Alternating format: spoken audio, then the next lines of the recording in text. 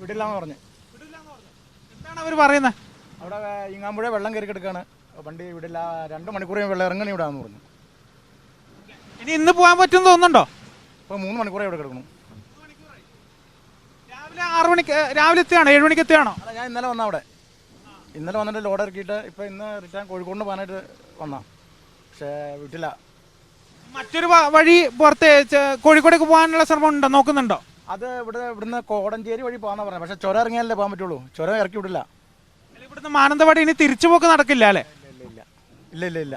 കോഴിക്കോട് ഈങ്ങാപ്പുഴ അതുപോലെ അടിവാരത്ത് പുഴയിൽ വെള്ളം കയറിയെ തുടർന്ന് വലിയ രീതിയിലുള്ള ഗതാഗത നിയന്ത്രണമാണ് താമരശ്ശേരിയിലും ഏർപ്പെടുത്തിയിരിക്കുന്നത്. താമരശ്ശേരിയുടെ ചുരത്തിൻ്റെ ആരംഭമായ ലക്കിടിയിൽ ഉൾപ്പെടെ വാഹനങ്ങൾ തടയുകയാണ്. അവശ്യ സർവീസുകൾ മാത്രമാണ് ഇപ്പോൾ കടത്തിവിടുന്നത്. ഭാരവാഹനങ്ങൾ ഉൾപ്പെടെ ഇവിടെ ചരക്ക് ലോറികൾ ഉൾപ്പെടെ ഈ താമരശ്ശേരി ചുരത്തിൻ്റെ ലക്കിടിയിൽ ഇപ്പോൾ പിടിച്ചിട്ടിരിക്കുന്ന ഒരു സാഹചര്യമാണ് നിലവിലുള്ളത്. വലിയ രീതിയിലുള്ള ഒരു നീണ്ട നിരയാണ് വാഹനങ്ങളുടേത്. ചേട്ടാ, എന്താ പറഞ്ഞത് പോലീസുകാർ?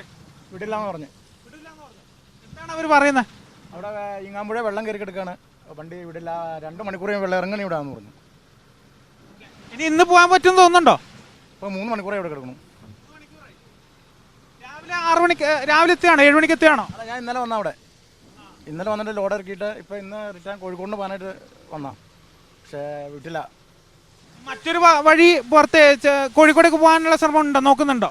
അത് ഇവിടുന്ന് കോടഞ്ചേരി വഴി പോകാന്നാ പറഞ്ഞത്, പക്ഷേ ചുരം ഇറങ്ങിയാലേ പോകാൻ പറ്റുള്ളൂ, ചുരം ഇറക്കി വിടില്ല. ഇവിടുന്ന് മാനന്തവാടി ഇനി തിരിച്ചുപോക്ക് നടക്കില്ല അല്ലേ? ഇല്ല. ഇനിയിപ്പോൾ വെള്ളം ഇറങ്ങിയിട്ട് പോകാൻ വേണ്ടി.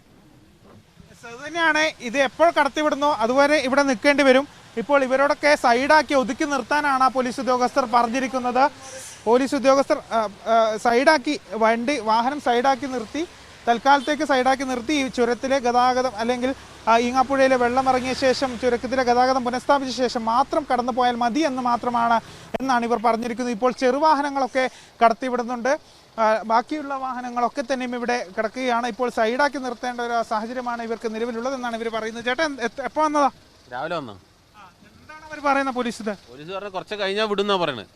കുറച്ച് കഴിഞ്ഞാൽ വിടും, മണ്ണിടിയാൻ സാധ്യത ഉണ്ടെന്നാ കളക്ടർ പറഞ്ഞതെന്ന് പറഞ്ഞു. ചുരത്തിൽ മണ്ണിടിയാൻ സാധ്യത ഉണ്ടെന്ന് പറഞ്ഞു. ഇന്ന് പോകാൻ തോന്നുന്നുണ്ടോ? പറ്റുന്നാ പറഞ്ഞത്. രാവിലെ 3 മണിക്കൂർ 4 മണിക്കൂറായിട്ട് വന്ന് നിൽക്കുന്നവരുണ്ട്. അതെ, കുറേ സമയമായി. 6 മുന്നേ നിൽക്കണ്ട്. അതന്നെയാണ്, 6 മണിക്കും 5 മണിക്കും മുൻപേ വന്ന് നിൽക്കുന്നവർ നിരവധി പേരുണ്ട് ഇവിടെ.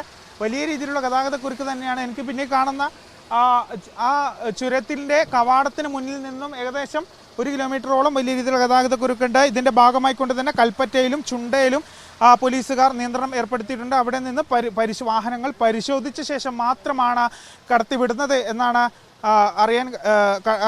കടത്തിവിടുന്നത്. ബാക്കി അവശ്യ സർവീസുകൾ മാത്രം, ബാക്കിയുള്ളവയൊക്കെ